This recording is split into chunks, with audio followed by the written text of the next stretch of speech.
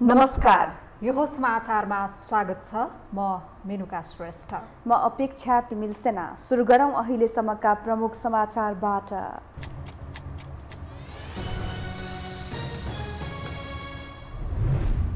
नेपाली कांग्रेसको प्रदेश अधिवेशन सुरु। आन्तरिक तयारी नपुग्दा प्रदेश 1 को अधिवेशन स्थगित। अधिवेशन लगत्तै निर्वाचनमा केन्द्रित हुन सभापति देउबाको निर्देशन। नेतृत्व हत्याउन राप्रपामा थापा र लिङ्गदेनको रस्साकस्सी। प्यानल बनाएर सुरु भयो प्रचार प्रसार। नेतृत्वमा बाजी माने दुवै नेताको दाबी। कम्युनिस्ट नेताहरूमा को बढी राष्ट्रवादी भन्ने होडको चल्यो जुहारी। माओवादी कमजोर हुँदा संविधान च्यात्ने र गणतन्त्र उल्ट्याउने प्रयास भएको प्रचण्डको दाबी। छिमेकी मुलुक भारतमा पनि कोरोनाको नयाँ भेरिएन्ट ओमिक्रोनका संक्रमित फेला। खुला सिमाना रहेको नेपालमा समेत त्रास बढ्यो। सावधानीमा सरकार सुस्त। र इङ्ग्लिस प्रिमियर लिग अन्तर्गत आज राति 2 खेल हुँदै म्यानचेस्टर र आर्सेनल तथा टोटनह्याम र ब्रेन्टफोर्ड बीच प्रतिस्पर्धा हुने। अङ्क तालिका सुधार्ने सबैको लक्ष्य।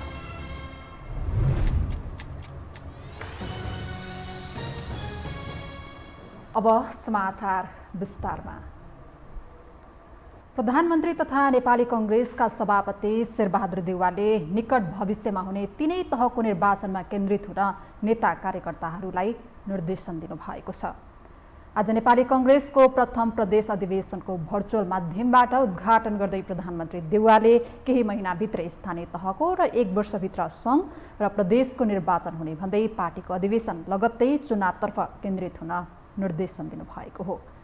उहाँले पार्टीभित्रको आन्तरिक चुनाव हुने हार जित स्वाभाविक प्रक्रिया र लोकतान्त्रिक अभ्यास भएको भन्दै आगामी दिनमा जनताको विश्वास जित्ने गरी चुनावमा केन्द्रित हुन आग्रह गर्नुभयो।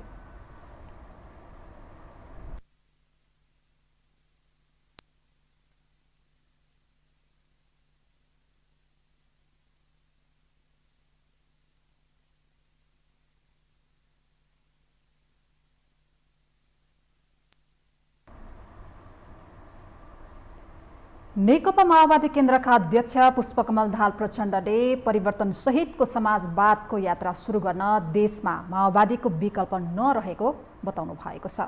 आज पार्टी केन्द्रीय कार्यालय पेरिस डाँडामा विभिन्न पार्टीमा रहेका कार्यकर्ताहरूलाई पार्टी प्रवेश गराउँदै अध्यक्ष प्रचण्डले परिवर्तन सहितको समाजवादको यात्रा सुरु गर्न देशमा माओवादीको विकल्प नरहेको बताउनु भएको हो। उहाँले माओवादी कमजोर हुँदा संविधान च्यात्ने गणतन्त्र नै उल्ट्याउने प्रयास भएको भन्दै माओवादी बलियो भए मात्र देशमा भएका परिवर्तन बस्ने बताउनुभयो। माओवादी कमजोर भयो भने हामीले देख्यौँ नि त कति छिटो अलिकति माओवादी विभाजन भएको देख्दा माओवादी सङ्गठन अलिकति कमजोर भयो कि भन्ने लागेपछि त संविधानै मिच्ने च्यात्ने, जहाँ समावेशी समानुपातिक छ त्यसलाई हटाउने, गणतन्त्रै उल्ट्याउन खोज्ने। प्रचण्डले नेकपा एमालेमा रहेका केही मधेस केन्द्रित नेताहरूलाई कुकुरको पुच्छरसँग तुलना गर्नुभयो। उहाँ नेकपा एमालेमा रहेका सत्ता सचिनु भनेर माओवादीमा आए पनि पछि एमालेमै फर्किएको बताउनुभयो। मधेसमा अलि ठुलो भ्रम थियो।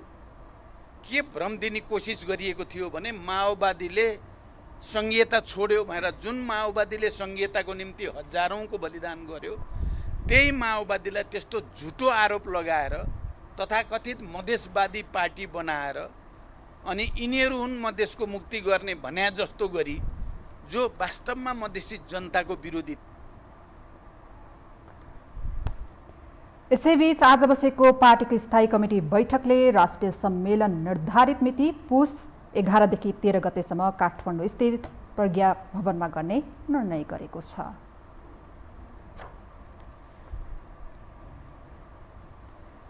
मिनी महाधिवेशनको रूपमा हेरिएको नेपाली कांग्रेसको प्रदेश अधिवेशन आजबाट सुरु भएको छ।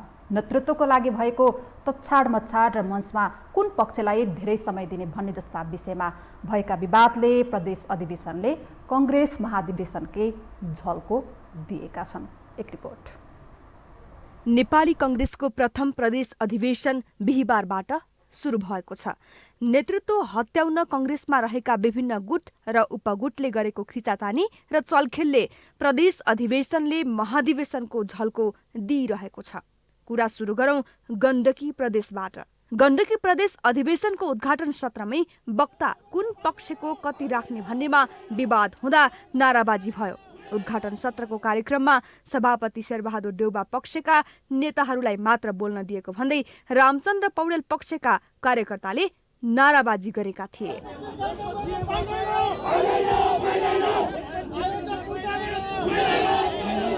कार्यक्रममा पौडेल पक्षका नेताहरूलाई वक्ता नराखिएको भन्दै पौडेल पक्षका कार्यकर्ताले नाराबाजी र विरोध प्रदर्शन गरेका हुन्। पौडेल पक्षका कार्यकर्ताले प्रदेश अधिवेशनमा तोकिएको उम्मेद्वारी शुल्कमाथि चर्को भएको भन्दै विरोध जनाए।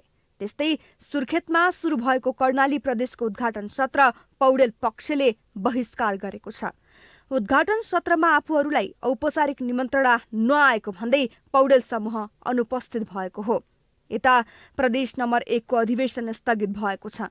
कांग्रेस पूर्व महामन्त्री तथा प्रदेश 1 का संयोजक कृष्ण प्रसाद सेटौलाले भोलि बिहान मात्र प्रदेश अधिवेशन उद्घाटन गरिने बताए। केही ठाउँमा पार्टीका अधिवेशन भइरहेको र मतगणना नसकिएको भन्दै अधिवेशन भोलिसम्मका लागि स्थगित गरिएको छ। सुदूरपश्चिम प्रदेश अधिवेशन धनगढीमा सुरु भएको छ।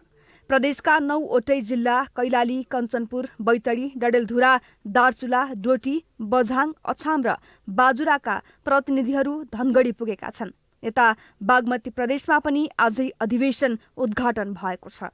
उद्घाटन सत्रलाई सम्बोधन गर्दै नेता प्रकाशमान सिंहले कांग्रेसको नेतृत्वमा देशमा शान्ति र संविधान जारी भएकाले आगामी दिनमा पनि कांग्रेस देश र जनताको हितको रक्षामा प्रतिबद्ध रहने बताए।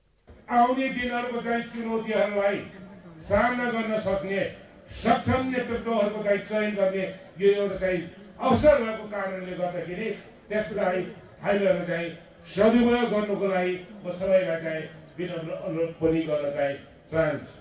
लुम्बिनी प्रदेश र प्रदेश 2 मा पनि कांग्रेस अधिवेशन आजै सुरु भएको छ।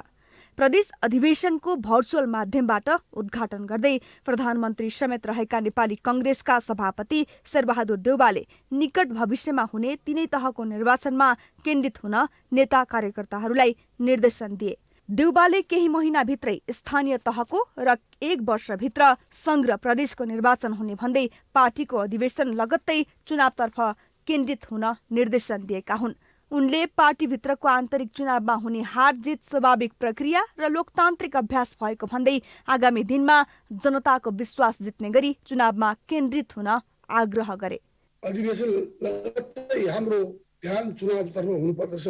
हाम्रो आन्तरिक चुनावमा हुने जित हार एउटा स्वाभाविक प्रक्रिया हो, लोकतान्त्रिक अभ्यास हो। त्यसैले तपाईहरूले आन्तरिक प्रतिस्पर्धालाई लोकतान्त्रिक अभ्यासको रूपमा लिएर आगामी दिनमा जनताको विश्वास जित्ने गरी चुनावमा केन्द्रित हुनुहुनेछ भन्ने मैले विश्वास लिएको छु।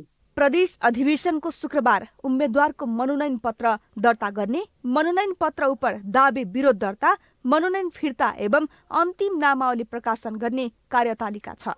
मंसिर 18 गते बिहान 8 बजेदेखि प्रदेश अधिवेशनको मतदान सुरु हुनेछ। हामीलाई भर्खरै प्राप्त स्टुडियोमा जानकारी अनुसार राष्ट्रपति विद्यादेवी भण्डारीले संसद अधिवेशन आह्वान गर्नुभएको छ। मन्त्रीपरिषदको बिहीबार बसेको बैठकले सिफारिस गरे अनुसार राष्ट्रपतिले मंसिर 28 गतेका लागि अधिवेशन आह्वान गर्नुभएको हो। राष्ट्रपति कार्यालयले जारी गरेको विज्ञप्ति अनुसार मंसिर 28 गते मंगलबार दिउँसो 2 बजेका लागि संघीय संसदका दुवै सदनको अधिवेशन आह्वान भएको हो। राष्ट्रपतिले संविधानको धारा 93 को उपधारा 1 बमोजिम बैठक आह्वान गरेको पनि विज्ञप्तिमा उल्लेख गरिएको छ। राष्ट्रपति भण्डारीले सरकारकै सिफारिसमा बुधबार मात्रै रेलवे सम्बन्धी 6 अध्यादेश जारी गर्नुभएको थियो।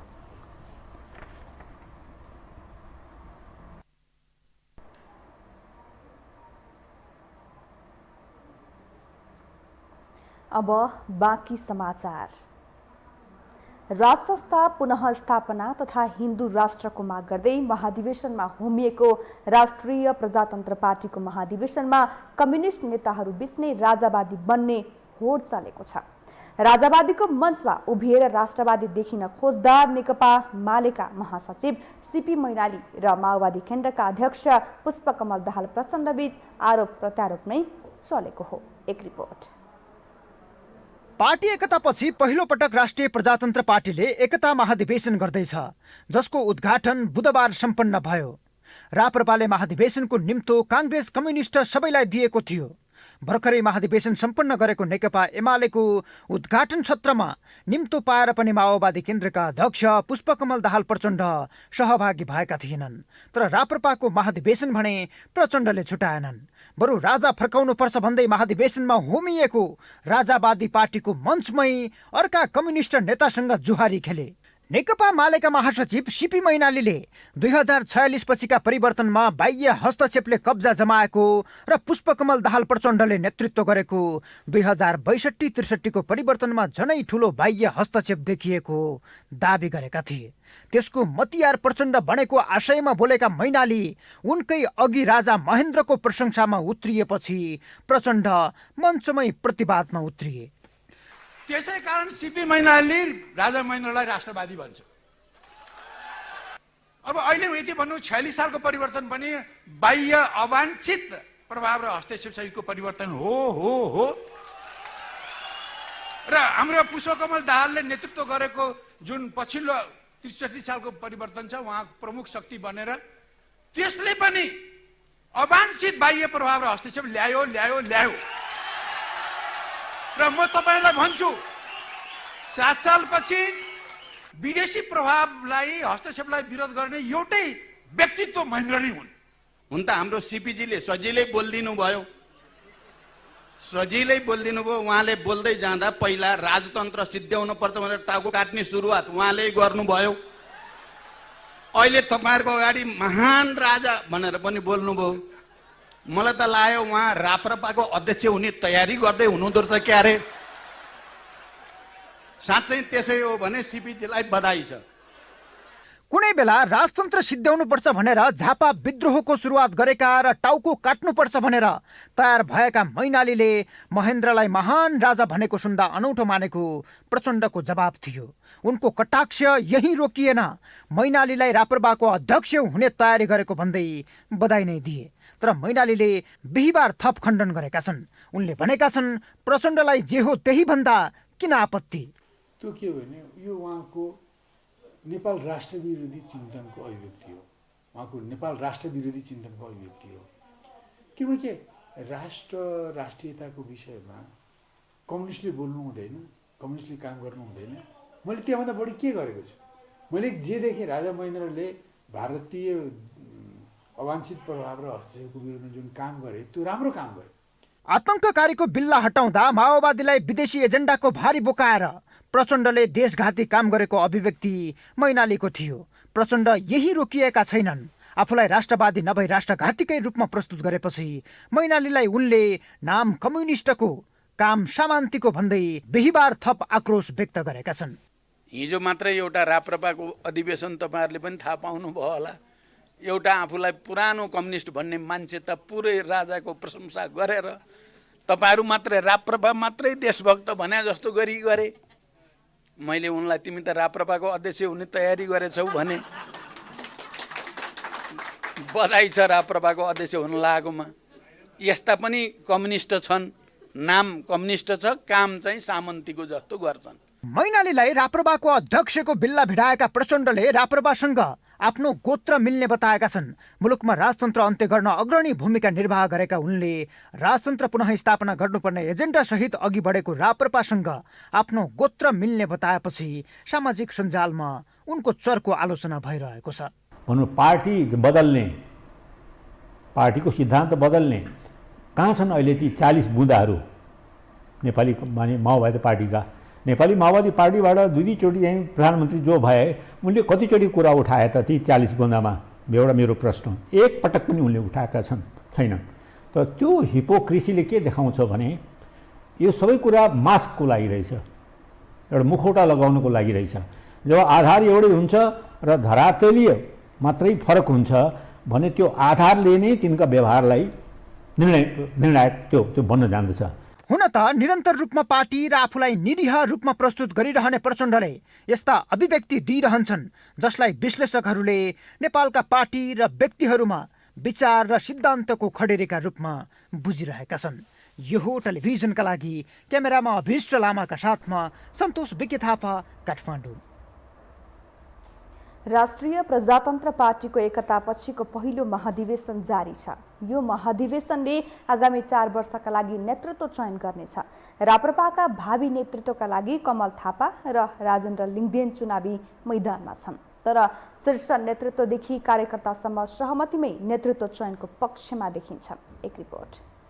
हिन्दू राष्ट्र र राष्ट्र संस्थाको पुनर्स्थापना प्रमुख राजनीतिक एजेन्डा बनाएको राष्ट्रिय प्रजातन्त्र पार्टी राप्रपाको पार्टी एकतापछिको पहिलो महाधिवेशन काठमाडौँको भृकुटी मण्डपमा जारी छ। झण्डै 15 वर्षदेखि पार्टीमा राजकाज चलाएका निवर्तमान अध्यक्ष कमल थापा पुनः नेतृत्वमा दोहोरिने तयारी सहित चुनावी मैदानमा होमिएका छन्। थापाको प्रतिद्वन्द्वीका रूपमा राप्रपाबाट एकमात्र जननिर्वाचित प्रतिनिधि सभा सदस्य तथा युवा र जनताले पत्याएका राजेन्द्र लिङ्गदेन छन्। अध्यक्षका प्रतिद्वन्दी दुवै आफू अध्यक्ष बन्ने दावीसहित प्यानल नै बनाएर अघि बढेका छन्। नेता र कार्यकर्ताहरू समूह बनाएर थापा र लिङ्गदेनको पक्षमा उभिएका छन्। यता शीर्ष नेतृत्व भने सकेसम्म सहमतिमा नै नेतृत्व चयन गर्ने कसरतमा छन्। निवर्तमान बनेका अन्य 2 अध्यक्ष पशुपति शमशेर जबरा र प्रकाश चन्द्र लोहोनी मध्ये लोहोनीले लिङ्गदेन नै अहिलेको उपयुक्त विकल्प भएको भन्दै समर्थन गरे पनि निर्वाचनका पक्षमा भन्दा सहमतिबाटै नेतृत्व चयन गर्ने पक्षमा छन्। नेता कार्यकर्ताहरू सकेसम्म सहमतिमा नै नेतृत्व चयन गर्नुपर्ने पक्षमा छन्। मुलुकभित्र जारी राजनीतिक सङ्कट र व्यथितिको अन्त्य गर्दै राप्रपाको राजनीतिक मुद्दा स्थापित गर्न एकजुट हुनुको विकल्प नरहेको उनीहरूको तर्क छ। समयानुकूल राप्रपालाई नेतृत्व गर्न सक्ने जुझारु व्यक्ति राप्रपा र मुलुकको लागि अपरिहार्य रहेको उनीहरू बताउँछन्। युवा पुस्ताले देश हाँग्नुपर्छ, पार्टी हाँग्नुपर्छ, किन पार्टीले नै देशलाई चाहिँ चलायमान गराउने भएको हुनाले युवाको नेतृत्व जरुरी छ भन्ने चाहिँ चाहिने अब महसुस भइराखेको छ हामी सबैजनालाई। कमल थापा यसअघि पनि अध्यक्ष रहेकाले राजेन्द्र लिङ्गदेनलाई परीक्षण गर्नुपर्नेमा राप्रपाका कतिपय नेताहरूले जोड दिँदै आएका छन्। त्यसो त लिङ्गदेनलाई पूर्व राजा ज्ञानेन्द्र शाहको पनि सद्भाव रहेको चर्चा छ। पटक पटकको फुट बेहोर्दै एकतापछिको पहिलो महाधिवेशनमा होमिएको राष्ट्रिय प्रजातन्त्र पार्टीको आगामी नेतृत्वमा बाजी कसले मार्छ त्यो भने चुनावी निष्कर्षपछि मात्र थाहा पाउनेछ। यो हो टेलिभिजनका लागि क्यामेरामा आशिष तामाङका साथमा निम्लेकी शेर्पा, काठमाडौँ। प्रधान न्यायाधीश सोलेन्द्र शमशेर जबराको अनुपस्थितिमा आज सर्वोच्च अदालतमा ढिला गरी पेशी तोकिएको छ। गोला प्रक्रियाबाट 10 इजलास तोकिएकोमा वरिष्ठतम न्यायाधीश दीपक कुमार कार्की एकल इजलासमा पर्नु भएको छ। अन्य संयुक्त इजलास गठन भएका छन्। बुधबार इजलास गठन भएको केही घण्टामा नै बारका पदाधिकारीहरूले प्रश्न उठाएपछि कुनै पनि इजलास सञ्चालन हुन सकेको थिएन। गत सोमबार अपराह्नदेखि सशस्त्र प्रहरी बलको बलम्बु स्थित अस्पतालमा भर्ना हुनुभएका प्रधान न्यायाधीश सोलेन्द्र शमशेर जबराले त्यसबारे सर्वोच्च अदालतमा जानकारी नगराउँदा इजलास गठन नै प्रभावित बनेको थियो। जबराले शुक्रबार डिस्चार्ज हुने जानकारी गराएपछि तत्कालका लागि कायम मुकायम प्रधान न्यायाधीशको विवाद टरेको छ। सभामुख अग्निप्रसाद सापकोटाले न्यायालयमा देखिएको समस्या समाधानका लागि नयाँ धारणा बनाएर अघि बढ्ने बताउनु भएको छ। आज अन्तर्व्यवस्थापिका सङ्घ आइपियुको 143औं सम्मेलनमा सहभागी भई स्वदेश फर्किनुभएका सभामुख सापकोटाले न्यायालयमा देखिएको समस्या समाधानका लागि नयाँ धारणा बनाएर अघि बढ्ने बताउनु भएको हो। उहाँले सम्मेलनमा राष्ट्रिय राजनीतिको विषयमा सामान्य जानकार रहेको बताउँदै अब संसद र न्यायपालिकाको समस्या समाधान गर्नका लागि सर्वदलीय बैठक बोलाएर उपाय खोज्ने बताउनुभयो। राष्ट्रिय राजनीतिको बारेमा सामान्यतः अहिले प्रविधिको थाहा पाउने कुरा भएन। म जानकारीमा चाहिँ छु, तर फेरि कसरी पदकदमी लिने र धारणा कसरी बनाएर चाहिँ अगाडि जाने भन्ने कुरा चाहिँ अब यहाँ आएपछि नै मैले सोच्छु भन्ने लागेको छ। अन्तर्व्यवस्थापिका सङ्घको 143औं सम्मेलनमा सहभागी हुन सभामुख सापकोटा मङ्सिर 8 गते स्पेनको म्याड्रिड जानुभएको थियो।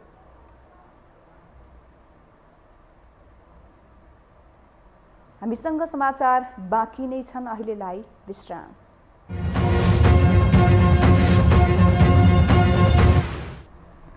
विश्रामपछि स्वागत छ। अब बाँकी समाचार। बागमती प्रदेशले सरकारको न्यूनतम साझा कार्यक्रम सार्वजनिक गरेको छ। बागमती प्रदेश सरकार सञ्चालन समन्वय कार्यदलले आज मुख्यमन्त्री राजेन्द्र पाण्डेलाई प्रदेश सरकारको न्यूनतम साझा कार्यक्रम बुझाएको हो। कार्यदलले बुझाएको न्यूनतम साझा कार्यक्रममा कोभिड-19 को महामारीबाट नागरिकको जीवन रक्षा गर्नु, सङ्घीयताको कार्यान्वयनका लागि सशक्त पहल गर्ने, संविधानले तोकेको क्षेत्राधिकार बमोजिम प्रदेशको अधिकार उपयोग गर्ने र स्थानीय तहको हस्तान्तरण गर्ने विषय पनि साझा कार्यक्रममा समेटिएको छ।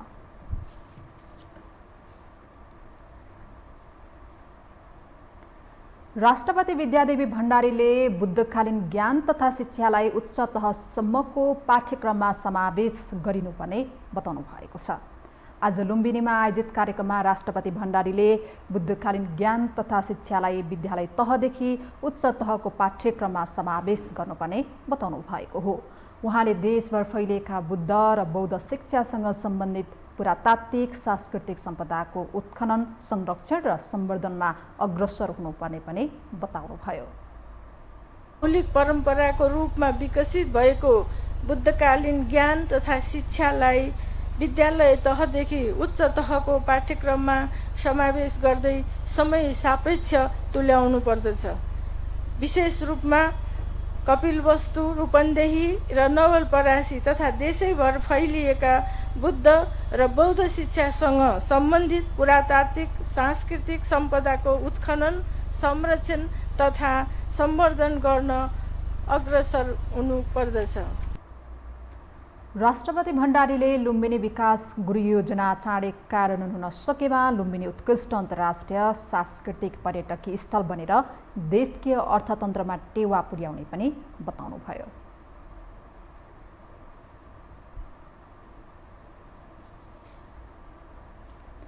त्रिभुवन अन्तर्राष्ट्रिय विमानस्थलमा आन्तरिक टर्मिनलदेखि विमानस्थलसम्मको मूल गेटसम्म निःशुल्क यातायात सेवा सुरु भएको छ। आन्तरिक टर्मिनलसम्म जाने फर्किने यात्रुहरूले लामो सडकमा लगेज गुडाउँदै घाम पानीमा हिँड्नुपर्ने बाध्यता हटाउनका लागि पनि यातायातको व्यवस्था गरिएको हो। यो कामबाट यात्रुको मूल गेटसम्मको यात्रा सहज भएको छ। एक रिपोर्ट। ओली सरकारमा वनमन्त्री हुँदा आलोचित बनेका प्रेम आले देउवा सरकारमा संस्कृति, पर्यटन तथा नागरिक उड्डयन मन्त्री बनेपछि लोकप्रिय बनेका छन्। उनको निर्देशनमा त्रिभुवन अन्तर्राष्ट्रिय विमानस्थलको गेटदेखि आन्तरिक टर्मिनलसम्म शटल बस सञ्चालन गरिएको छ। विमानस्थलमा यात्रुहरूलाई ट्याक्सी चालकले दुःख दिएको तथा मनमानी रूपमा भाडा लिएको गुनासो बढेपछि मन्त्री आलेको पहलमा अहिले निःशुल्क शटल बसको सेवा सुरु गरिएको हो। विमानस्थलमा भएका 3 मध्ये 2वटा बसबाट यात्रुलाई निःशुल्क सेवा दिन थालिएको छ। ट्याक्सी चढ्न नसक्ने र निजी गाडी नभएका यात्रुहरूका लागि तत्काल 2वटा माइक्रो बसबाट सेवा सुरु गरिएको विमानस्थलले जनाएको छ। अनि हामी आफ्नै 3वटा बस थियो, त्यसैलाई चाहिँ मेन्टेनेन्स गरायौँ र 3वटा बसलाई रेडी पार्यौँ। त्यसपछि तपाईँ हेर्नुहुन्छ त्यहाँ वेटिङ रुम, त्यहाँ गोल्डन जहाँ चाहिँ कुर्सीहरू राखियो त्यो तयारी गर्यो। रातारात काम भयो त्यहाँ। त्यसपछि मन्त्रीज्यू बेला बेलामा आउनुहुन्थ्यो। यहाँ के भयो, तयारी तिमीहरूको कहाँ पुग्यो, के छ, बसको अवस्था के छ, त्यहाँ के छ, आफै आउनुहुन्थ्यो र फोन पनि गर्नुहुन्थ्यो। तर उहाँको टार्गेट टाइममा हामीले मिट गऱ्यौँ र यो हिजो बुधबारको दिनमा चाहिँ माननीय मन्त्रीबाट उद्घाटन भयो, सुरुवात भयो र हिजै 60 ट्रिप 3वटा बसले 60 ट्रिप गरेर 600 प्यासेन्जरलाई चाहिँ ओसारेको रहेछ। नेपाल नागरिक उड्डयन प्राधिकरणले वैदेशिक रोजगारमा जाने श्रमिकका लागि अन्तर्राष्ट्रिय टर्मिनल भवनभित्र विश्राम कक्षको समेत व्यवस्था गरेको छ। आन्तरिक टर्मिनलमा रहेको ट्याक्सीमध्ये अधिकांश मिटरमा जान मान्दैनन्। कतिपय ट्याक्सीहरूले त सामान्य व्यक्तिहरूलाई ठगेका छन्। यसरी निःशुल्क बसको व्यवस्था भएपछि यात्रुहरू भने उत्साहित देखिएका छन्। असाध्यै खुसी लाग्यो। सामान पनि अब धेरै थियो, मेरो 4 जना चाहिँ छौँ फ्यामिलीमा र म 3 महिनामा काठमाडौँ आउँछु। तर यो पहिलोपटक हिजो उद्घाटन भएको कुरा सुने असाध्यै खुसी लाग्यो र यो चाहिँ एकदमै प्रभावकारी हुँदै जाओस्, यो लामो समयसम्म टिकोस्, यो सुविधाहरू होइन जनताहरूले चाहिँ नि यो चाहिँ हामी चाहिँ असाध्यै खुसी लाग्यो यो विषयमा। ट्याक्सीले त अब मोनोपोली नै भाडा लिन्थ्यो, अलि त त्यहाँ चाहिँ निश्चित एउटा बोर्ड राखिदिनु पर्यो, निःशुल्क गाडीको चाहिँ नि यहाँनिरबाट चाहिँ चढ्न झर्न सकिन्छ भन्ने किसिमको एउटा चाहिँ होर्डिङ बोर्ड जस्तो सानो किसिमको राखिदियो भने अलि व्यवस्थित हुन्छ। हामीले अब टाइममा अब काठमाडौँ आइरहनुपर्छ। मैले छोरालाई किडनी ट्रान्सफर गरेको छु, 9 वर्ष भयो। अब आइरहनुपर्छ, छोराले अब जचाइरहनुपर्छ, दबाई खाइरहनुपर्छ। त्यहीका लागि खुसी भयो। गाह्रो हुन्थ्यो, अब भाडा पनि महँगो लाग्थ्यो, अब धेरै खुसी छ। यता बस चालक पनि यसरी यात्रुहरूको सेवा गर्न पाउँदा आफूहरू पनि खुसी भएको बताउँछन्। सुरुको दिनमा नै 200 भन्दा बढी यात्रुहरूलाई सुविधा दिएको उनीहरू बताउँछन्। हुन त यात्रुहरू पनि एकदम खुसी छ, हामी पनि अब ठिकै छ भन्नु पर्यो। उहाँहरूको सेवा गर्नु पाए। मेरो 12 बजेदेखि बेलुका 6 बजेसम्म हो ड्युटी। हाम्रो 3 सिफ्ट हुन्छ यसमा, एउटा गाडीमा 3 जना गुरुजी हुन्छ, त्यो अनुसारले सिफ्ट अनुसारले चलाउँछ हामी। यसअघि यात्रुहरूलाई ट्याक्सी चालकहरूले ठग्ने गरेको गुनासो आउने गरेको थियो। विमानस्थलबाट आन्तरिक हवाई यात्रा गर्ने यात्रुले हरेक दिन बिहान 6 देखि राति 11 बजेसम्म सटल बसमा निःशुल्क यात्रा गर्न पाउनेछन्। यसरी निःशुल्क यात्रा गर्न पाउँदा यात्रुहरू पनि धेरै खुसी देखिन्छन्। यो हो टेलिभिजनका लागि क्यामेरामा अभिष्ट लामाका साथमा लीलामाया ठटाल, त्रिभुवन अन्तर्राष्ट्रिय विमानस्थल, काठमाडौँ। अब बाँकी समाचार। पछिल्लो 24 घण्टामा नेपालमा थप 315 जनामा कोरोना पुष्टि भएको छ। स्वास्थ्य तथा जनसङ्ख्या मन्त्रालयका अनुसार PCR विधिबाट 9511 र एन्टिजेन विधिबाट 1892 जनामा परीक्षण गर्दा 315 जनामा संक्रमण देखिएको हो। यस्तै थप 201 जना संक्रमण मुक्त भएका छन्। संक्रमणबाट थप 6 जनाको ज्यान गएको छ। हाल देशभर सक्रिय संक्रमितको संख्या 7045 रहेको छ।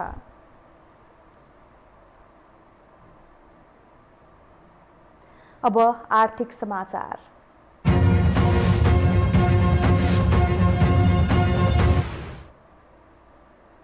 व्यापार घाटा निरन्तर बढिरहेका बेला नेपालमै मोबाइल फोन उत्पादन गर्नुपर्छ भन्ने बहस हुन थालेको छ। अर्थमन्त्री स्वयंले व्यापारीलाई सहुलियत दिन्छु उत्पादन गर्नुस् भनेपछि यो विषय थप चर्चित बनेको छ। तर मोबाइल उत्पादन गर्न के छन् त चुनौती? एक रिपोर्ट। चालु आर्थिक वर्षको पहिलो 4 महिनामा 20 अर्ब रुपियाँ भन्दा बढीको मोबाइल नेपाल भित्रियो। साउनदेखि कार्तिक महिनासम्म 20 अर्ब 35 करोड 86 लाख रुपियाँ भन्दा बढी मूल्यको कुल 26,01,780 वटा मोबाइल आयात भएका छन्। यही तथ्याङ्क देखेर होला बुधबार मोबाइल वितरक सङ्घको कार्यक्रममा अर्थमन्त्री जनार्दन शर्माले अत्तालिँदै भने मोबाइल नेपालमै उत्पादन गरौँ, आयात मात्रै नगरौँ। कार्यक्रममा नोबेल ब्याङ्कका CEO अनिल केशरी शाह पनि सँगै थिए। शाहलाई इङ्गित गर्दै अर्थमन्त्रीले भने अनिलजी लगानी गरिदिनु पर्यो, उनको आशय यस्तै थियो। उत्पादन मुखी अर्थतन्त्रको एउटा टुल्सको रूपमा मोबाइल पनि हो। यसको प्रयोग गर्दा त्यसमा मद्दत पुर्याउँछ। हामीलाई समयको बचत सहित हामीलाई यसले मद्दत पुर्याउँछ भन्ने मलाई लागेको छ। यहाँ सम्भव भए जति यहाँहरूलाई आग्रह गर्न चाहन्छु, तपाईँहरू पनि यस क्षेत्रमा लाग्नुहोस्। इम्पोर्टकर्ताहरू हाम्रो सञ्जयजी लगायत हाम्रो उहाँहरू हुनुहुन्छ, किन यस्तो तपाईँहरूले सुरु नगर्ने? ल्याउने कुरा पनि ल्याउँदै गर्नुहोस्, यहाँ पनि बनाउँदै गर्नुहोस् न। त्यो सम्भव छ, त्यतातिर लगानी गर्नु न। त्यसमा अनिलजीले पक्कै पनि लोन दिनुहुन्छ होला के अरे है? कि यो बिक्री गर्नलाई मात्र दिनुहुन्छ तपाईँहरूले भन्दा बनाउनलाई झन् दिनुहुन्छ नि त। त्यस कारणले त्यो लोन पनि तपाईँ दिनुहोस् है। लगत्तै ब्याङ्कर सङ्घका पूर्व अध्यक्ष समेत रहेका शाहले पनि अर्थमन्त्रीकै सामुन्ने सरकारले सहयोग गरे मोबाइल उत्पादनमा लगानी गर्ने जवाफ फर्काए। मोबाइल फोन विलासिता नभएको र यसमा लगानी गर्न बैंकिङ क्षेत्र तयार रहेको उनले बताए। हामी पनि यहाँहरूसँगै अघि बढ्न चाहन्छौँ। काठमाडौँमा मात्रै होइन, हामी 7वटा प्रान्तमा छौँ। हामी जहाँ छौँ, जहाँ छैनौँ त्यहाँ पनि गएर यहाँहरूसँग कसरी हुन्छ बहस गरिकन विश्लेषण गरिकन चाहिँ यहाँहरूको बिजनेस जहाँ छ त्यहाँभन्दा धेरै ठुलो गरौँ। किनभने बिजनेसलाई ठुलो गर्नु जति राम्रो सोच भए पनि, जति मेहनत भए पनि पुँजी चाहिन्छ र त्यो पुँजी यहाँहरूको हातमा राख्नलाई चाहिँ नाबिल ब्याङ्क तयार छ, वित्तीय संस्थाहरू, वित्तीय क्षेत्र तयार छ। व्यापार घाटाले देशको अर्थतन्त्रमा असर गरिरहेका बेला मोबाइल फोनको उत्पादन नेपालमै गरौँ भन्ने चर्चा चलेको छ। तर नेपालमा उत्पादन सहज रूपमा हुने वस्तु नै आयात गरिरहेको सरकारले मोबाइल फोनको आयातलाई विस्थापित गर्ला भन्ने मोबाइल वितरकलाई नै लागेको छैन। चालु आर्थिक वर्षको 4 महिनाको अवधिमा 6 खर्ब 50 अर्ब 29 करोड रुपियाँको कुल वस्तु आयात भएको छ। यो अवधिमा सबैभन्दा बढी मूल्यमा पेट्रोलियम पदार्थ आयात भएको छ भने दोस्रोमा आयातको हिस्सा मोबाइल फोनले नै ओगटेको छ। मोबाइल अहिले विश्वभरका मानिसहरूका लागि अपरिहार्य आवश्यकता जस्तै बनिसकेको छ। यद्यपि स्वदेशमा उत्पादन नहुने भएकाले नेपालको मोबाइल खरिदमा ठूलो रकम विदेशी नै गरेको छ। देशभित्र उच्च माग भएको मोबाइलका एसेम्बल नेपालमै गर्न कति सम्भव होला? विश्व बजारमा करिब 25वटा मोबाइल उत्पादक कम्पनी र त्यसका 200 भन्दा बढी मोडल छन्। नेपालले विश्व बजारमा नयाँ आएको फोन नै किन्ने गरेकाले कुनै 1-2वटा कम्पनीको केही मोडल मात्रै एसेम्बल गरेर पनि पुग्ने देखिँदैन। यो समाचारका लागि दिपेश घिमिरेको रिपोर्ट। मौद्रिक नीतिको त्रैमासिक समीक्षापछि लगातार जोसो घटेको नेपाली शेयर बजार आज पनि उच्च अङ्कले घटेको छ। साताको पहिलो दिन आइतबार 80 अङ्कले घटेको शेयर कारोबार मापक नेप्से परिसूचक बुधबारसम्म आइपुग्दा 5 अङ्कले बढेर सुधारको सङ्केत देखाएको थियो। तर साताको अन्तिम दिन आज त्यो क्रम जारी रहेन। बिहिबार नेप्से परिसूचक 47 अङ्कभन्दा बढीले घट्दा 2600 भन्दा तल झरेको छ। नेप्से परिसूचक 2586.19 अङ्कमा झरेको छ भने कारोबार रकममा पनि उल्लास देखिएन। दिनभर भएका 47,864 कारोबारबाट 231 कम्पनीका 79,32,731 किता शेयर किनबेच भएका छन्, जस अनुसार कारोबार रकम 3,41,35,89,126 रुपियाँमा रोकिएको छ।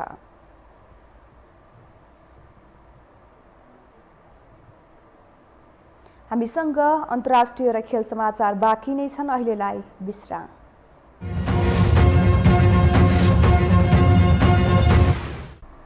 विश्रामपछि पुनः स्वागत छ। अब अन्तर्राष्ट्रिय समाचार।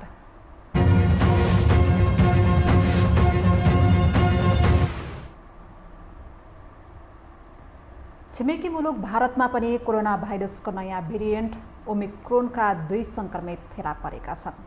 भारतको केन्द्रीय स्वास्थ्य मन्त्रालयका अनुसार कर्नाटकमा ओमिक्रोनका 2 जना पुरुष संक्रमित फेला परेका हुन्। 66 र 46 वर्षीय ती पुरुषहरूमा यति बेला कन्ट्र्याक्ट ट्रेसिङको काम भइरहेको छ। अहिलेसम्म उनीहरूमा कुनै गम्भीर लक्षणहरू भने देखा परेका छैनन्। यो सँगै खुला सीमा नरहेको नेपालमा समेत ओमिक्रोनको त्रास बढेको छ।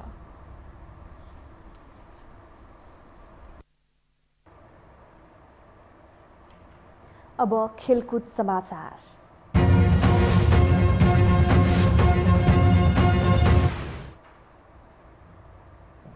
नेपाली क्रिकेट संघ क्यानले मुख्य प्रशिक्षकका लागि आवेदन दिएका 60 जना मध्ये 5 जनाको अन्तर्वार्ता लिएको छ।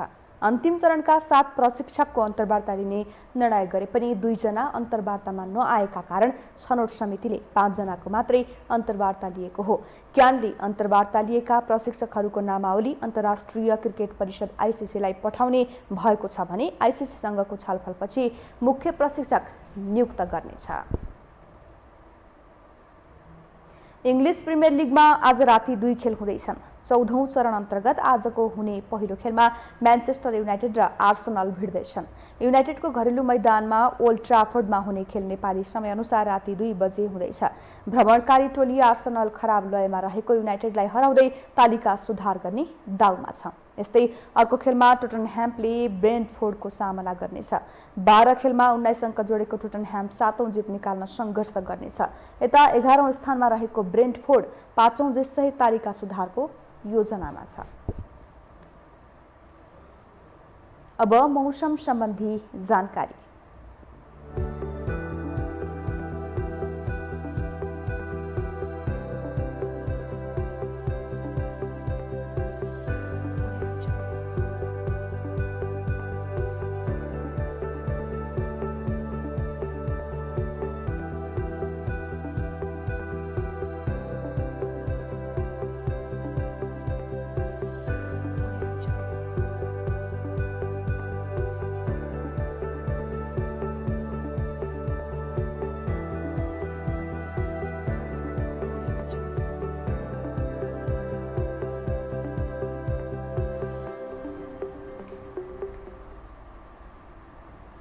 मौसम सम्बन्धी जानकारीसँगै हामी यो समाचारको अन्त्यमा आइपुगेका छौं। बिदा हुनु अघि प्रमुख समाचार पुनः एकपटक।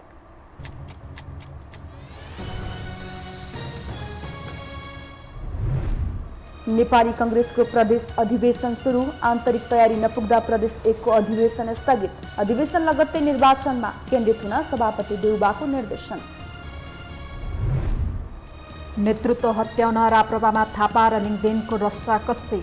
प्यानल बनाएर सुरु भयो प्रचार प्रसार। नेतृत्वमा बाजी माने दुवै नेताको दाबी। कम्युनिस्ट नेताहरूमा को बढी राष्ट्रवादी भन्ने होडको चल्यो जुहारी। माओवादी कमजोर हुँदा संविधान च्यात्ने र गणतन्त्र उल्ट्याउने प्रयास भएको प्रचण्डको दाबी। छिमेकी मुलुक भारतमा पनि कोरोनाको नयाँ भेरिएन्ट ओमिक्रोनका संक्रमित फेला। खुला सिमाना रहेको नेपालमा समेत त्रास बढ्यो। सावधानीमा सरकार सुस्त। र इङ्ग्लिस प्रिमियर लिग अन्तर्गत आज राति 2 खेल हुँदै म्यान्चेस्टर र आर्सेनल तथा टोटनह्याम र ब्रेन्टफोर्ड बीच प्रतिस्पर्धा हुने। अङ्क तालिका सुधार्ने सबैको लक्ष्य।